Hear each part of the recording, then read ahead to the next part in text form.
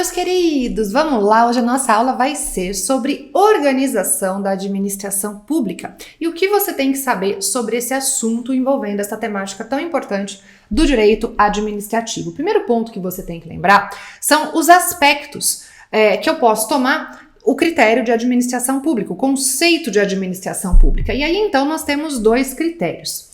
Eu tenho aqui o primeiro deles que nós vamos chamar de critério material ou objetivo. Professor, o que é isso? O que é o critério material ou objetivo? Isso significa a atividade administrativa exercida pelo Estado. Então, pelo critério material ou objetivo, nós estamos falando de atividade administrativa exercida pelo Estado. E num segundo aspecto, eu tenho o critério formal ou subjetivo. O que é o critério formal ou subjetivo? É aquele critério que vai englobar os órgãos. Então, ele engloba os órgãos, as entidades e os indivíduos que vão realizar os objetivos do Estado. Então, eu tenho o critério material ou objetivo de um lado e eu tenho o critério formal ou subjetivo do outro. Muito bem, para servir de base para todo o estudo dessa organização da administração, nós temos que entender e verificar um decreto, que é o Decreto-Lei 200 de 67. Ele que é responsável pelo estudo da organização da administração pública. Então, eu vou primeiro dar um panorama geral para vocês aqui dessa temática. Então, quem que é a administração pública direta? Quem que faz parte da administração pública indireta? Quem que compõe as entidades? Depois iremos estudar da iniciativa privada. Nós vamos primeiro entender tudo isso, sempre com base aí no Decreto-Lei 200 de 67. É importante que você tenha um vade-mecum atualizado para os seus estudos. Eu recomendo esse vade-mecum aqui, que é o meu vade-mecum de Direito Administrativo e Constitucional. Por quê? Porque ele tem grifos em palavras-chave. Como assim, professora? Olha só, ele tem ali o laranja para pegadinhas, o azul para exceções e o lilás para prazos, é da editora Ridel. O que isso significa? Significa que nos diplomas relacionados a direito administrativo, eu já fiz com a professora Tatiana toda a estruturação dos marca-textos, né? Então, em vez do seu vade-mecum ficar parecendo que caiu no balde de tinta, não, ele vai estar grifado com os grifos específicos de acordo com as categorias que você vai precisar estudar. E aqui, pontualmente envolvendo a temática organização da administração pública, vai ser o Decreto-Lei 200 de 67, que terá os grifos importantes. Então, de novo, eu uso o azul, e isso você pode usar para tudo que você quiser grifar. O azul para exceções, você vai usar o roxinho para prazos e o laranja você vai utilizar para as pegadinhas. Então, é uma sistematização de grifos. Você pode estruturar o seu caderno assim, você pode estruturar desta forma para as outras disciplinas e criar essa padronização dos seus estudos. E aí você pega o marca-texto da cor específica e coloca uma etiqueta para você sempre lembrar e você não fugir da padronização, de repente esquecendo as cores. Então, vou usar, aí você pega lá 3 cores de marca-texto para você fazer isso, por exemplo, no seu caderno, tá? É uma forma aí bem bacana para você estudar. Muito bem, entendido isso, o que você vai ter que saber? Se você entrar aqui no liciniarossi.com.br, que é o meu site, e você entrar no mapa sobre organização da administração, você vai verificar que nós temos aqui as entidades que compõem a administração pública direta.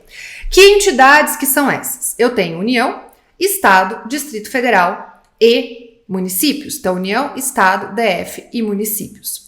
E aí, o que acontece? Veja, essas entidades compõem a administração direta ou centralizada. Então, na Constituição Federal, você encontra quais são as atribuições da União, dos Estados, do Distrito Federal, dos municípios, tudo isso. E aí, como essas entidades não podem prestar toda e qualquer atividade, muitas vezes eles vão descentralizar a prestação para a administração pública indireta ou para a iniciativa privada, através desse conceito de descentralização. No conceito de descentralização, eu tenho a administração pública indireta, quando eu descentralizo, eu faço por lei, então lei é a ferramenta, e aí na administração pública indireta nós temos as autarquias, as fundações públicas, tanto as de direito público quanto as de direito privado, as agências executivas, as empresas públicas, a sociedade de economia mista, as associações públicas. Ao passo que na iniciativa privada, essa descentralização vai ocorrer por contrato administrativo ou por ato unilateral.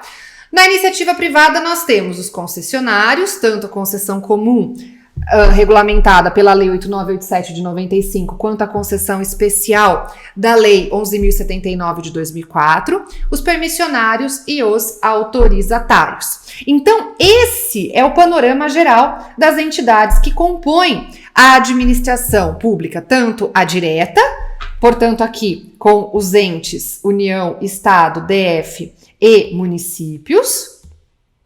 Estão vendo aqui, ó? Quanto às entidades da administração pública indireta, com as autarquias, as fundações públicas, tanto de direito público quanto de direito privado, fundações públicas de direito privado, as empresas públicas, a sociedade de economia mista e as associações públicas. E aqui, do outro lado, na iniciativa privada, o conceito de concessionário. E aí, quando eu falo de concessão, eu falo de concessão comum e de concessão especial. Beleza? Tudo bem? Joia! Aí, então, eu vou avançar, já que eu falei para você de descentralização, vem uma pergunta. Tá bom, professora, eu entendi tudo isso que você falou da administração pública, só que você trouxe aqui um conceito de descentralização. Esse conceito é diferente do conceito de desconcentração, e isso é uma pegadinha. É uma grande pegadinha. Por quê? Porque descentralização, e eu tenho previsão disso no artigo 10 do Decreto-Lei 200 de 67, na descentralização, eu tenho a criação de uma nova pessoa jurídica. E aí, eu não vou identificar hierarquia entre o ente que descentralizou e o ente descentralizado. Não tem hierarquia. Já na desconcentração, eu tenho uma distribuição que vai ocorrer na mesma pessoa jurídica e vai ter, sim, hierarquia e subordinação entre os órgãos na desconcentração. Então, são palavras importantes, a descentralização e a desconcentração, que você não pode esquecer, que você não pode confundir. E aí, deixei também anotado aqui no nosso slide essas diferenças. Então, se você quiser também anotar no seu caderno, na descentralização, eu tenho o artigo 10 do Decreto-Lei 200 de 67, e aí eu falo de situações em que vai ocorrer a criação de uma nova pessoa jurídica. Então, eu descentralizo, eu tiro do centro, eu crio uma nova pessoa jurídica. Uma nova pessoa jurídica que ou integra a administração pública indireta, ou vai compor a iniciativa privada. Então, eu vou criar uma nova pessoa jurídica, né? Eu tiro daqui do centro, ó, da administração direta e transfiro. Quando eu faço essa transferência, estou criando uma nova pessoa jurídica. E não existe hierarquia entre o ente que descentralizou e o ente descentralizado. Não tem hierarquia. Ao passo que na desconcentração, essa distribuição, ela ocorre na mesma pessoa jurídica. E aí existe hierarquia e subordinação entre os órgãos. Aí sim, eu falo de ter, sim, hierarquia e subordinação entre os órgãos. Tudo bem? Agora, além disso, nós temos que estudar, ao falarmos de organização da administração, alguns princípios fundamentais da administração pública federal, que também você vai encontrar lá no Decreto-Lei 200 de 67, a começar pelo princípio de delegação de competência. O que é isso? Então, o que significa o princípio de delegação de competência? Sempre que nós falarmos em delegação de competência, aqui, ó, eu tenho o artigo 11 e 12 do Decreto-Lei 200 de 67. A delegação de competência nada mais é do que um instrumento dessa descentralização administrativa. Então, a delegação é instrumento de descentralização administrativa e vai garantir maior rapidez às decisões. Vai garantir maior rapidez às decisões. Sobre esse tema, eu tenho 2 dispositivos, artigos 11 e 12, e sempre que eu falo de delegar, eu tenho que identificar para quem que eu vou delegar e o que eu vou delegar, ou seja, o que vai ser objeto daquela delegação. Então, delegação de competência, até porque a regra é a não delegação. A regra é, por lei, eu vou fixar quem que é a autoridade competente para aquele ato. Identifiquei a autoridade competente para aquele ato, excepcionalmente eu vou delegar as atribuições quando for conveniente, aí sim eu falo em delegação. Só que não é só esse princípio fundamental da administração pública federal. Eu tenho outros, por exemplo, e aí eu vou chamar de item 2.2, que é o princípio do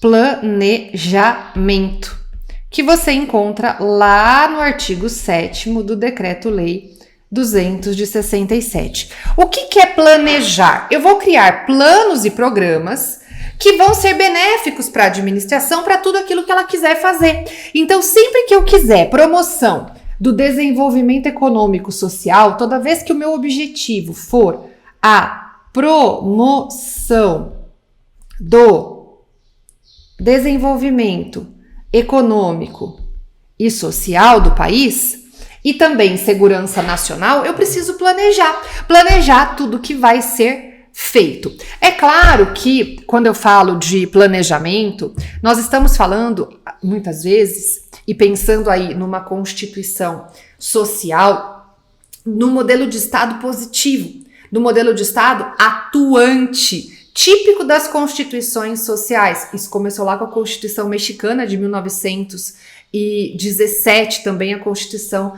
Alemã de 1919. Aqui no Brasil, a Constituição Social, e depois, posteriormente, repetindo essa ideia de Estado positivo, foi com a Constituição de 1934. O que acontece? Quando eu falo de uma Constituição social, eu falo daquela Constituição e de direitos fundamentais de segunda geração. Os direitos de segunda geração, eles prezam o valor igualdade. E para eu possibilitar igualdade para as pessoas, igualdade para os indivíduos, eu preciso de um modelo de Estado positivo, um modelo de Estado atuante, que vai entregar prestações positivas para os indivíduos. E aí, para que isso seja entregue, e olha a interdisciplinariedade do tema, eu preciso planejar. Eu preciso fazer um planejamento de tudo aquilo que eu quero entregar para os indivíduos para propiciar aqueles direitos que hoje estão consubstanciados no artigo 6º da Constituição. Saúde, educação, lazer, moradia, assistência, previdência, para prestar serviços e entregar serviços essenciais para os indivíduos, para que eu consiga ter a ideia do mínimo existencial, para que o indivíduo possa sobreviver com dignidade e assegurar dignidade humana. Então, repare, quando eu falo de planejar, isso é uma função extremamente importante da administração pública, para a administração pública, porque eu quero entregar para os indivíduos aqueles direitos que eles têm e que foram construídos historicamente, desde lá de trás, para chegarmos no que nós temos hoje com a ideia dos direitos sociais. Então, tudo isso aqui de planejamento também está linkado com os direitos de segunda geração, dos direitos fundamentais de segunda geração, e com o valor igualdade. Para quê? Para eu buscar um modelo de Estado positivo, um modelo de Estado atuante, um papel intervencionista por parte do Estado. E lógico que tudo isso vem e traz à tona um princípio de origem germânica, que é o princípio da reserva do possível. Por quê? Porque eu também tenho que ter recursos econômicos tais e quais suficientes para entregar tudo isso para os indivíduos. Então, ao falarmos em planejamento, olha o tanto de relações e inter-relações que a gente consegue fazer, né? Com todas essas ideias que eu acabei de mencionar aqui para vocês. Então dá para ir muito longe, inclusive no meu livro, no meu manual de direito administrativo, eu abordo todas essas questões de interdisciplinariedade à luz desse princípio do planejamento. Isso pode ser até tema de uma discursiva, de uma fase oral, de um concurso, para um artigo que você queira escrever, enfim, é um tema muito rico por conta dessa interdisciplinariedade, também do caráter histórico que traz aí no seio aí do estudo desse tema. Além disso, como princípios fundamentais da administração, nós temos desses, né, que estão previstos no Decreto-Lei 200 de 67, o princípio da coordenação.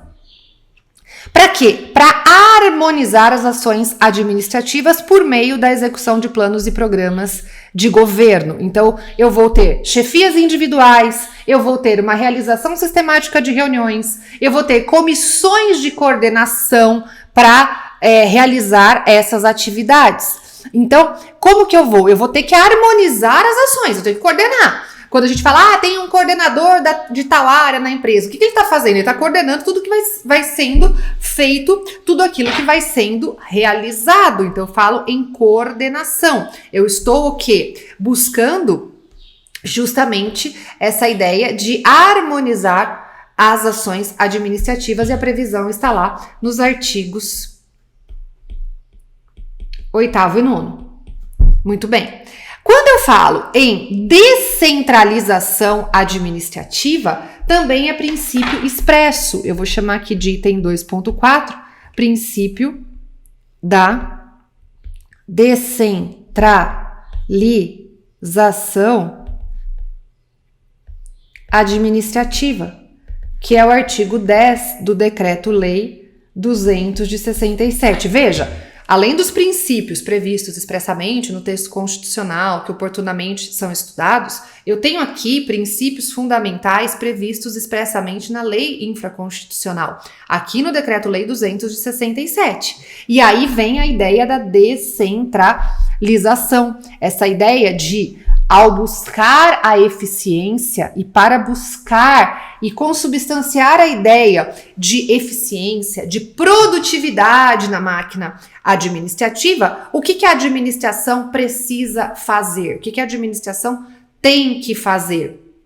Ela precisa descentralizar, criar especificidades na prestação dos serviços e das atividades que são ali desempenhadas. Tudo bem? Tranquilo? Deu para entender? Essa que é a ideia de descentralização. Aí vimos também, e aí por último, mas não menos importante, o último princípio, que é o princípio do controle, que tem previsão expressa no artigo 13 do Decreto-Lei 200 de 67, para verificar se a legalidade está sendo obedecida, se a legalidade está sendo observada. E aí eu falo da ideia de controle, né? Do princípio do controle. Tudo bem, gente? Tranquilo? Então, com isso, o que nós temos? Esses princípios fundamentais da administração, com essa listinha que eu acabei de mencionar para vocês. Aí, então, qual vai ser o próximo passo? O próximo passo vai ser o estudo pontual do que é a administração pública direta e quais as principais características. E agora nós vamos estudar a administração pública direta. Quando eu falo, então, em administração pública direta, nós estamos falando de União, Estado, Distrito Federal e municípios. E aí, nós temos algumas características dessa entidade chamada de entidade centralizada. Então, administração pública direta ou centralizada. E o que você precisa saber deste assunto? Veja, então, a administração pública direta ou centralizada, ela é composta pelos entes políticos, União, Estado, DF e municípios. E a base jurídica é a Constituição. Qual é a personalidade jurídica dessas entidades? É personalidade jurídica de direito público. Personalidade jurídica de direito público. E essas entidades têm competência legislativa, tanto é que se você pegar a Constituição, está escrito assim, compete à União legislar sobre, né? Compete aos estados legislarem sobre. Então tem competência legislativa e também competência administrativa. A sua contabilidade, ela é pública, então eu tenho aqui uma transparência, né? Então tem uma contabilidade pública, então precisa ter uma transparência no que diz respeito às contas, estão sujeitas, portanto, à Lei de Responsabilidade Fiscal, que é a Lei Complementar 101 de 2000, e tem também para as pessoas que vão trabalhar na chamada administração pública direta, eu tenho aqui a exigência de concurso público para ingresso dos seus agentes. Então, tem que ter concurso público para ingresso dos seus agentes. O que significa? Essa obrigatoriedade de concurso do artigo 37, inciso 2 da Constituição, estabelece que para que alguém possa ocupar e titularizar um cargo ou emprego público, vai precisar de aprovação prévia em concurso público de provas ou de provas e títulos, de acordo com a natureza e a complexidade do cargo ou do emprego. Então, obrigatoriedade de concurso para a acessibilidade. Assim como obrigatoriedade de licitação, toda vez que as entidades quiserem adquirir bens, serviços e compras por elas realizados. Quando eu falo de obrigatoriedade de licitação, o que acontece? Nessa ideia, né, de obrigatoriedade de licitação, vem um ponto importante. Por quê? Porque o artigo da Constituição que traz a ideia da obrigatoriedade de licitação é o artigo 37, inciso 21. E a regulamentação infraconstitucional deste dispositivo, agora com a lei do dia 1º de abril de 2021, que é a lei 14.133, eu passei a ter ali na lei 14.133 todo o regramento da licitação, é a chamada nova lei de licitações. Liciniar, isso significa que a lei 8666 de 93 não vai valer mais? Não, isso não significa isso por enquanto. Por que por enquanto? Lá no final da lei 14.133, tem ali um dispositivo dizendo que eu posso continuar utilizando a lei 8666 de 93 e também a lei 10.520 de 2002, que é a lei do pregão, pelo período de 2 anos contados da data da publicação da lei. Se a publicação da lei foi dia 1º de abril de 2021, de 1º de abril de 2021 a 1º de abril de 2022 vai dar 1 ano. E até 1º de abril de 2023, 2 anos. Então, até 1º de abril de 2023, eu posso continuar utilizando. E aí, a entidade que vai fazer o procedimento licitatório escolhe qual diploma legal ela vai querer seguir. Se vai ser o da Lei 8666, se vai ser a modalidade licitatória pregão pela 10.520 de 2002, ou se vai ser o regramento trazido pela chamada nova lei de licitações, que é a lei 14.133, de 1º de abril de 2021. Tá, Alicínia, mas você disse que eu tenho obrigatoriedade de concurso público. Quem vai prestar concurso público para integrar a administração pública direta é porque essa pessoa quer ocupar um cargo público. E agora eu vou especificar a regra do artigo 37, inciso 2. O artigo 37, inciso 2 da Constituição diz, geralzão, né, falando de forma genérica, que para quem vai ocupar um cargo ou um emprego público precisa passar no concurso, ok? Ok. Só que aqui, especificamente para aqueles que vão trabalhar na administração pública direta, o quadro de pessoal daqueles que vão integrar a administração pública direta, ele é composto por servidores públicos. Ou seja, aqueles que vão titularizar um cargo público. E os atos praticados por essas entidades? Como são esses atos? Esses atos são considerados atos administrativos. Então, tudo aquilo que é estudado sobre ato administrativo, os atributos do ato administrativo, tal como, o atributo da presunção de legitimidade, autoexecutoriedade, tipicidade e imperatividade, são atributos que os atos praticados pelas entidades da administração pública direta têm. Então, os seus atos são dotados destes atributos. E aí eu falo aqui em atributo do ato administrativo, presunção de legitimidade, autoexecutoriedade, tipicidade e imperatividade. Professora, e os contratos celebrados pelas entidades da administração pública direta são considerados contratos administrativos? E aqui, mais uma vez, o regramento dos contratos administrativos, nós podemos seguir ou aquele disciplinado pela Lei 8666 ou o trazido pela Lei 14.133 de 1º de abril de 2021, a depender de qual modalidade licitatória tiver sido escolhida num determinado certame, Isso até 1º de abril de 2023, tá? É isso que vai valer. A partir de 2023, 1º de abril de 2023, aí nós vamos seguir só a Lei 14.133, mas enquanto isso há essa transição aí. E aí, portanto, se são contratos administrativos, eles gozam de algumas características, por exemplo, a característica de possuir as chamadas cláusulas exorbitantes. Vou dar um exemplo de uma cláusula exorbitante. Cláusula exorbitante é aquela cláusula que existe uma nítida situação de verticalidade entre os interesses do Estado e do particular, ou seja, do possível contratado. Professora, como assim?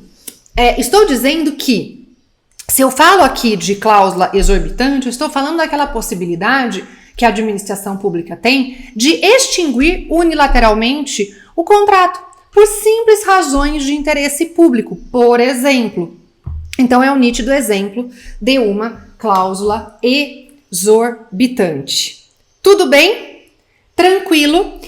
Depois a letra K. O que eu tenho que saber? As entidades da administração pública gozam de privilégios tributários. E quando eu falo de privilégios tributários, eu falo de imunidade recíproca para impostos. Então, eu tenho ali o dispositivo da Constituição que fixa, essa imunidade para os impostos. Tudo bem? Tranquilo? Agora, sobre esse assunto, o que eu quero falar para vocês? Eu quero que vocês coloquem aí no caderno uma observação. Pode escrever assim, OBS.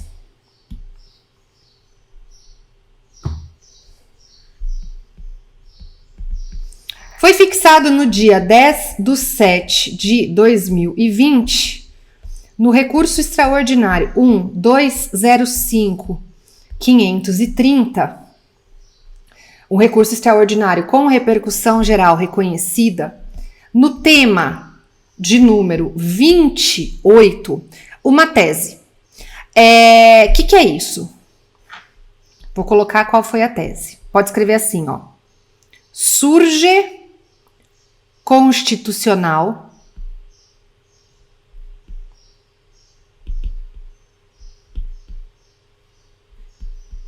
expedição de precatório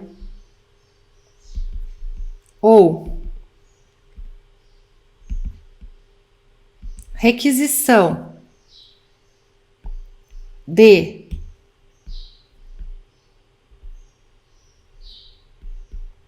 pequeno valor para pagamento da parte controversa e autônoma do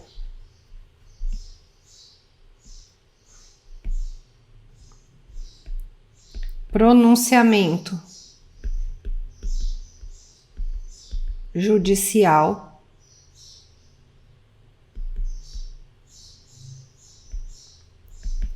transitada em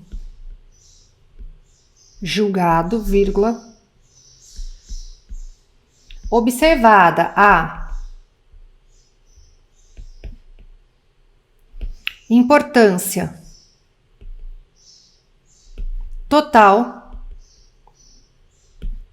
executada para efeitos de dimensionamento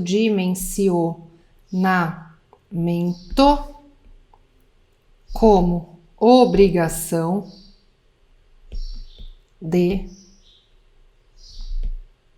pequeno valor. O que eu tô falando para vocês aqui? Gente, toda vez que eu tiver algum tema de repercussão geral que foi reconhecido e que tenha alguma pertinência com os assuntos que até então estão sendo estudados, eu gosto de trazer para vocês aqui e gosto de lembrá-los, né, sobre a importância do estudo das teses de repercussão geral. Professor, o que isso significa? Significa que você, meu amigo, minha amiga, se você quiser um resuminho de todas as teses, você vai acessar o liciniarossi.com.br. Acessou aqui o liciniarossi.com.br em downloads gratuitos. Você vai clicar aqui. E aí tem lá, teses de repercussão geral, um PDF resumo de todas as teses de repercussão geral do STF. E aí você consegue fazer o download para você estudar essas teses e os temas de repercussão geral. Por quê? Porque aí fica muito mais fácil, quando cair na sua prova, né, de você estar dominando este assunto. Tudo bem? Tranquilo? Fácil? Tá, Licínia, o que mais que eu tenho que saber? Veja só. Tudo isso, né, são características das entidades da administração pública, o quê? Direta, tá? Características da administração pública direta. Que mais? Além disso, eu preciso saber as entidades da administração pública indireta. E aí, eu quero olhar com vocês o artigo 37, inciso 19 da Constituição. O artigo 37, inciso 19, ele diz assim, ó: somente por lei específica poderá ser criada a autarquia e autorizada a instituição de empresa pública, sociedade de economia mista e fundação, cabendo a lei complementar neste último caso. Qual que é o último caso? É o caso da fundação. Definir as áreas de sua atuação. Então, antes de você entender a organização da administração, igual nós temos aqui, ó, vou colocar para vocês, ó, e entender quem faz parte da administração pública indireta, tá? Da chamada administração pública indireta, o que você vai fazer? Você vai ter que entender quando que lei cria uma determinada entidade e quando que a lei autoriza a criação de uma determinada entidade. Como? Como que é isso? Olha só, eu tenho aqui, basicamente, um dispositivo que é esse que eu acabei de ler, do artigo 37, inciso 19, mas ele tá aqui de uma forma estruturada. Então, eu tenho aqui, ó, lei específica, que é uma lei ordinária, cria a autarquia. Então, bastou uma lei para criar e pronto, ela está criada. E lei específica autoriza a criação do restante, que é o quê? Sociedade de economia mista, empresa pública e fundação. E no caso da fundação, cabe à lei complementar definir as áreas de sua atuação.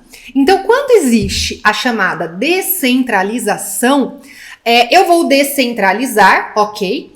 Ou por lei, que vai uma lei simplesmente chegar e criar a autarquia, ou eu preciso de uma outra lei que vai autorizar a criação das outras entidades, no caso de sociedade de economia mista, empresa pública e fundação, e no caso da fundação cabe especificamente a lei complementar a definição de suas áreas de atuação. Ok até aqui?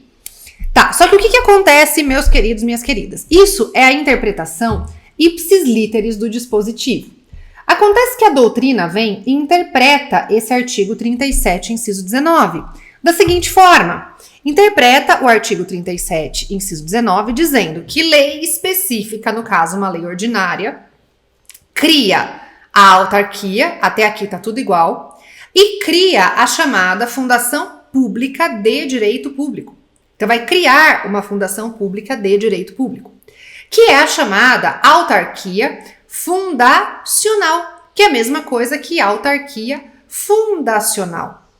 Então, no caso de fundação pública de direito público, eu tenho lei ordinária específica criando o quê? A fundação pública de direito público, se eu entender que fundação pública de direito público é a mesma coisa que autarquia fundacional.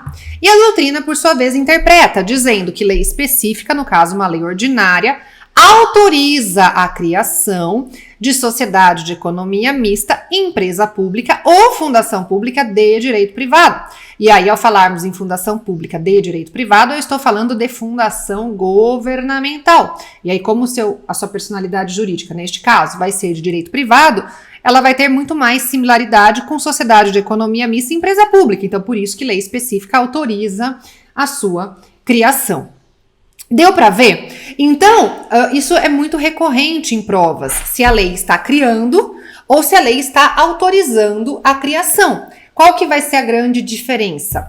Cria a autarquia ou a fundação pública de direito público, se a prova especificar, né, que é fundação pública de direito público, ou se a prova especificar que é fundação pública de direito privado. Se a prova só falar fundação, aí você vai ficar com o esqueminha anterior, e aí é esse daqui, que é a literalidade do dispositivo, olha só. Se a prova só falar fundação e não especificar se é fundação pública de direito público ou se é fundação pública de direito privado, aí autoriza a criação. Lei específica autoriza a criação de fundação, ponto. Cabendo à lei complementar definir suas finalidades.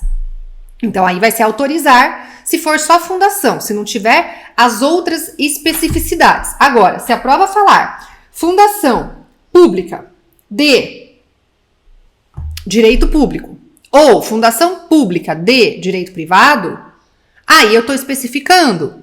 Aí, a depender se é fundação pública de direito público. Então, se tiver o pública de direito público depois da expressão fundação, cria. Se for fundação pública de direito privado, então depois da expressão fundação tiver a palavrinha fundação pública de direito privado, aí autoriza a criação. Ok? Tranquilo. Tira print da tela, tira foto, sei lá, bate uma fotinho aí para vocês terem esse esqueminha. Ou copiem, dá um pause aí na aula para você copiar tanto o anterior quanto esse, né? Para você memorizar. Tudo bem? Tranquilo? Fácil? Olha lá. Aí, então, sabendo disso, você entendeu a grande diferença que tem aqui no artigo 37, inciso 19. E agora nós vamos passar ao estudo de cada uma dessas entidades. Então, você já sabe como que elas surgem, né? Se vai ser criada, se vai ter sua criação autorizada por lei. E agora nós vamos entender o que cada uma dessas entidades tem por incumbência. Então, o que faz uma autarquia, o que faz uma empresa pública, uma fundação pública e assim por diante. Olha só, quando eu falo das entidades da administração pública indireta, quais as principais características? Então, eu tenho, primeiramente, as chamadas autarquias comuns, tá? Eu tenho, primeiramente, as autarquias comuns, que também são chamadas de autarquias administrativas ou de serviço. Então, autarquias comuns, também chamada de autarquias administrativas ou de serviço. Qual é a personalidade jurídica dessas entidades? Veja, essas entidades têm personalidade jurídica de direito público e serve para prestar serviço público e desempenhar atividade típica de Estado. O que isso vai decorrer e o que isso vai ter de características? Como característica, então, os atos por ela praticados são considerados atos administrativos, e aí, recapitulando a temática de atos, esses atos praticados pelas autarquias gozam da presunção de legitimidade, da autoexecutoriedade, da tipicidade. Então, da presunção de legitimidade, da autoexecutoriedade, da tipicidade, da imperatividade. É a famosa PAT. Olha aqui, ó. Certo? E os contratos? Os seus contratos são contratos celebrados, né? Precedidos de licitação. Então, antes tem procedimento licitatório, aí a melhor proposta ali daquela licitação é com quem provavelmente a administração vai celebrar, né, aquele contrato. Então, os contratos são contratos administrativos e, portanto, são contratos precedidos de licitação. Tudo bem? Que mais? Além disso, se uma autarquia causar dano a alguém, a sua responsabilidade vai ser objetiva, nos termos do artigo 37, parágrafo 6º. O que é isso? Veja, toda vez que eu tenho uma conduta estatal, toda vez que essa conduta causar um dano, e desde que eu tenha nexo causal entre a conduta e o dano,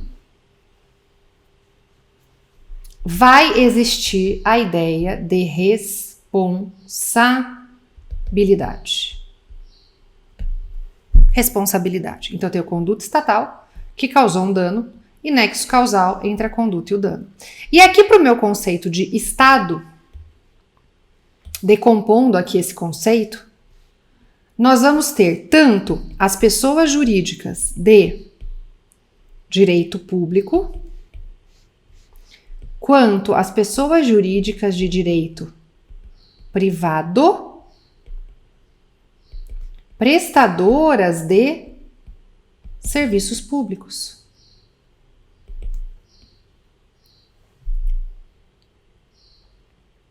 E aqui no conceito de pessoa jurídica de direito público, para integrar o meu conceito de Estado, estarão as autarquias.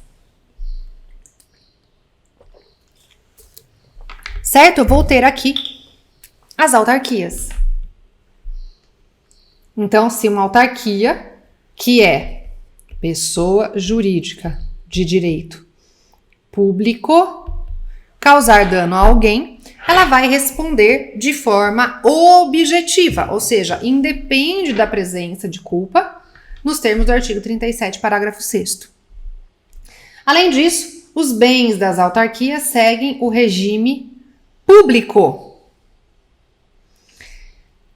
E, portanto, todo o regramento dos bens públicos vão valer aqui para as autarquias. Então, os atributos que são estudados lá em bens públicos também vão valer aqui no caso das autarquias.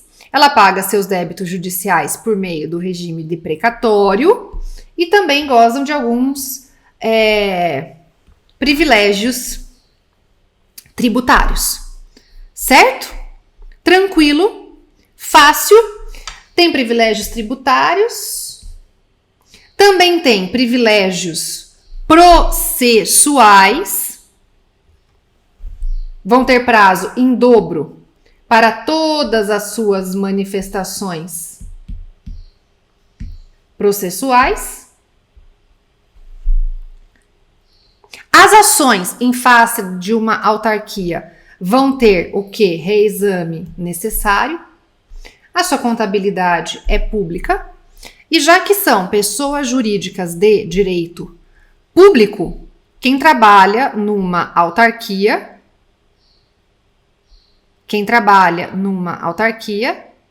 vai ter o quê? Vai ter o nome servidor público. Por quê? Porque ele vai ser titular de um cargo público.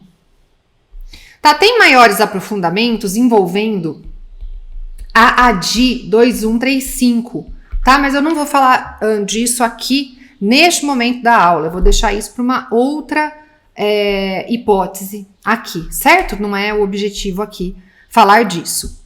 Tudo bem, tranquilo, fácil. Agora, existe também a chamada autarquia especial, e aqui eu falo das chamadas agências reguladoras.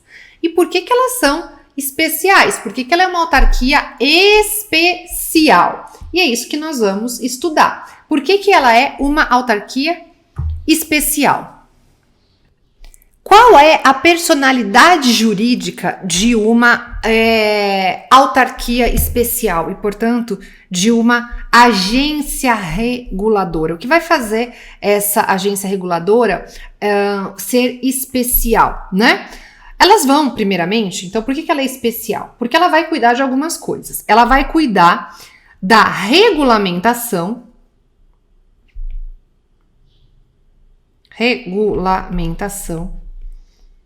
controle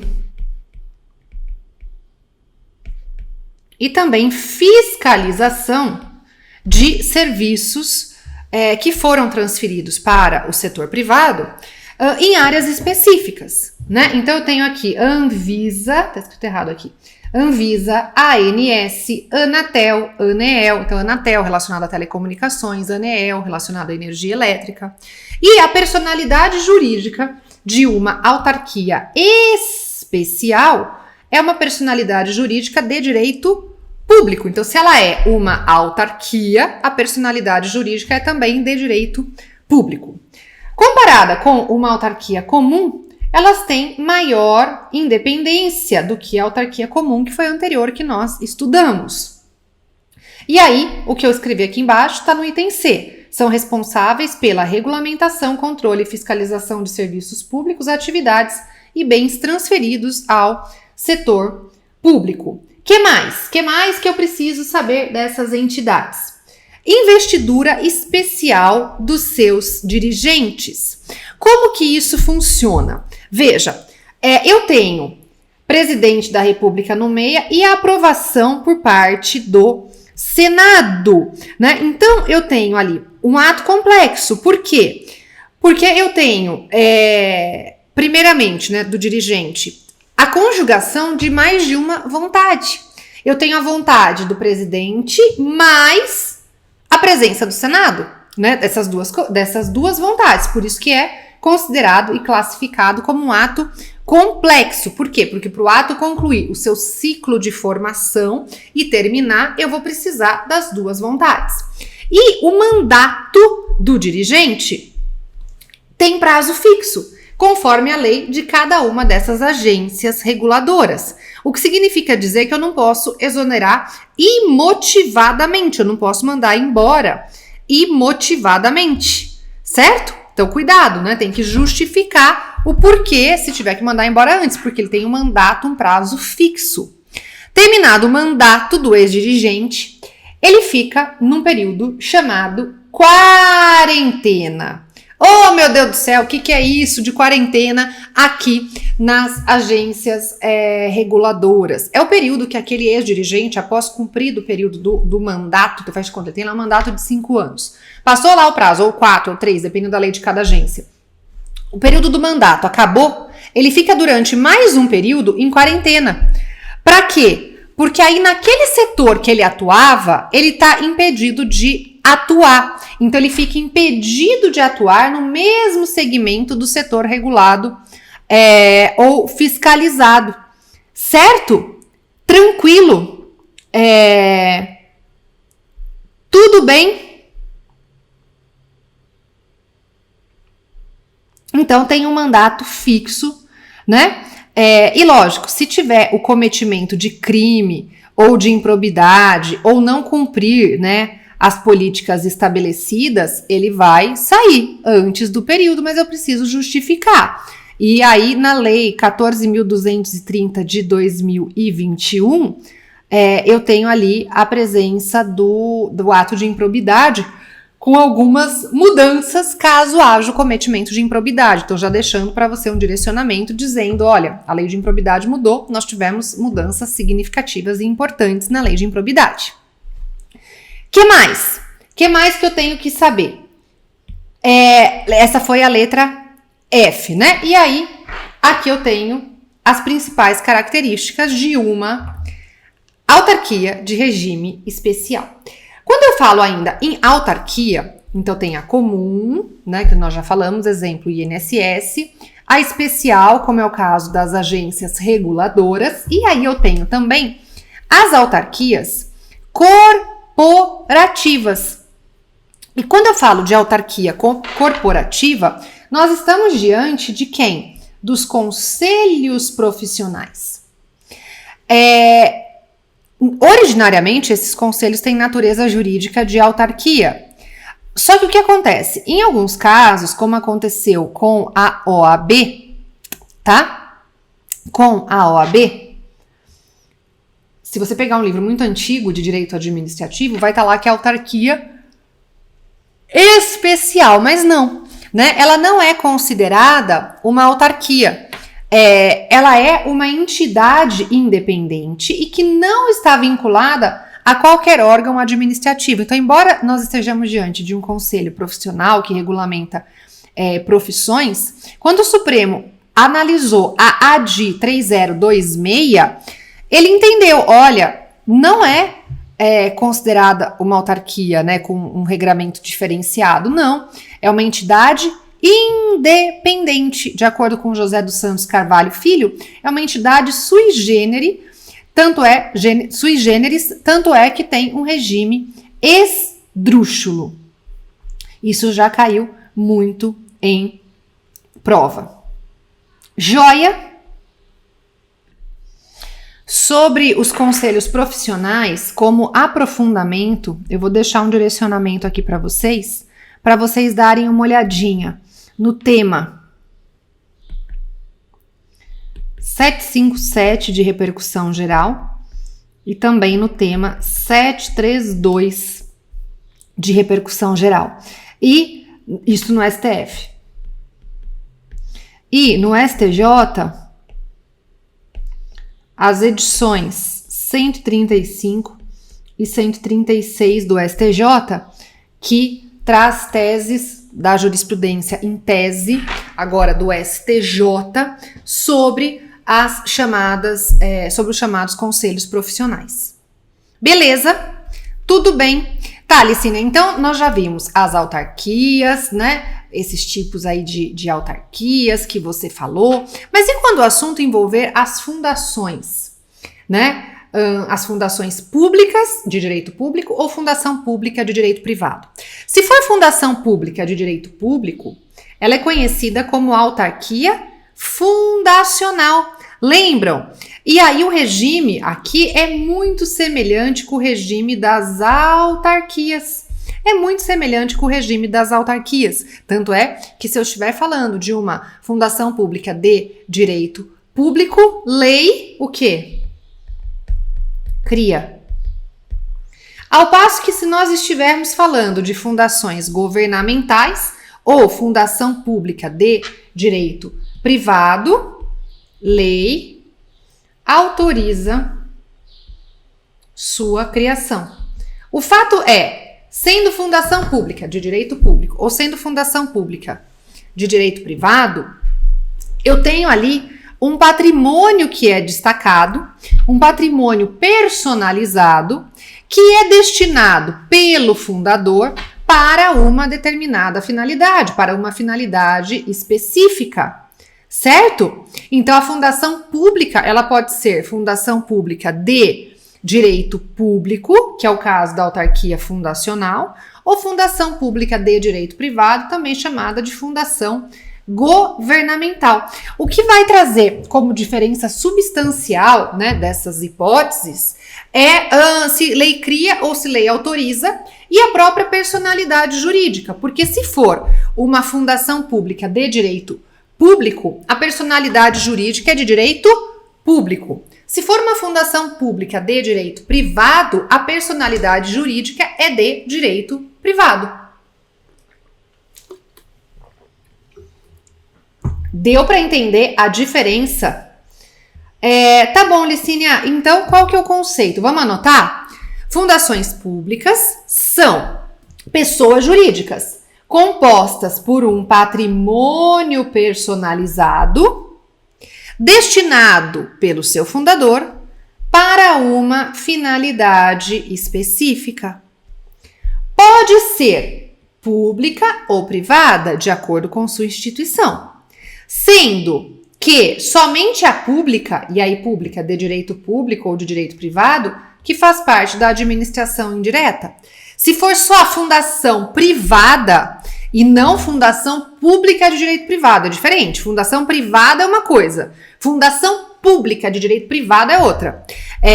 Sendo que a fundação privada, como é o caso da Xuxa Meneghel, Ayrton Senna, é uma fundação que é regida pelo direito privado. E aí são coisas diferentes, porque aí vai ser estudado lá no direito civil. Então você tem que tomar cuidado com essas conceituações. Deu para entender a diferença? Com isso, nós vamos encerrar uma primeira etapa do nosso estudo envolvendo a organização da administração, para depois nós avançarmos para outro ponto de estudo, dando sequência e continuidade. Se você ainda não está lá no meu @LiciniaRossi, tira uma fotinho aqui da aula, posta no seu Instagram, me marca lá para eu ir comentar e saber que você está aqui comigo assistindo o nosso curso, assistindo a nossa aula, porque eu quero conhecer quem que tá aí do outro lado. Beleza? Um beijo grande para você e até o nosso próximo encontro.